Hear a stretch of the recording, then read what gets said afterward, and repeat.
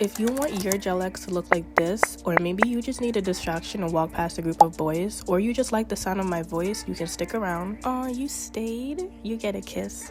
So as you can see, I first start off by gently pushing back the cuticle, and then I take my sanding band on a speed of 2 RPMs and I just buff the natural shine off the nail, and then I go in with all my cuticle bits. I use the cylindrical one and a cone shaped one in both forward and reverse, but I get most of the dead skin off in reverse using the cylindrical bit. Then I go in with my cuticle nippers and I cut only the dead skin. I don't always do this. If it calls for it, I will though. If you really opened up that cuticle area, this should be very easy. And I go in and size my tips. You should not be pressing down too hard because that's what's going to cause lifting and them to pop off. It should go on smooth like this without pressing too hard. And then I go in and I use alcohol to dehydrate the nails and get the dust off. I still use dehydrator though, just to be sure. I always dehydrate and prime twice because you can never be too careful. I don't need people telling me that their nails have popped off after 2 days. If you did it right, this is what you're supposed to see. Look how satisfying that is. Like, come on.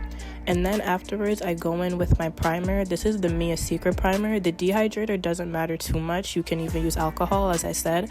But I go in and I prime every nail twice on that hand. And then I go in with my Young Nails Protein Bond twice. I only do one hand at a time because clients can sometimes touch other things like their hair, and that can affect your prep. Afterwards, I start application, and I start by dragging some of the glue down so that it has a line to follow and it doesn't flood. And then I go in at a 45-degree angle and I slowly bring that to the free edge. Then I cure it for like 10 to 15 seconds.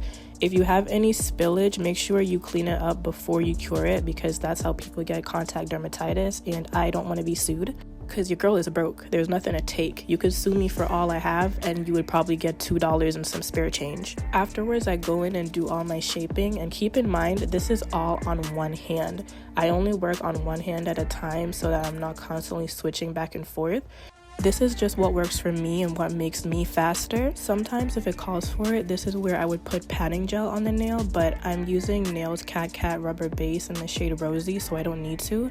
And then I just buff the whole nail so that the rubber base or the polish can stick better. And then whenever I'm doing designs, I also buff the rubber base or the polish so it can be smoother.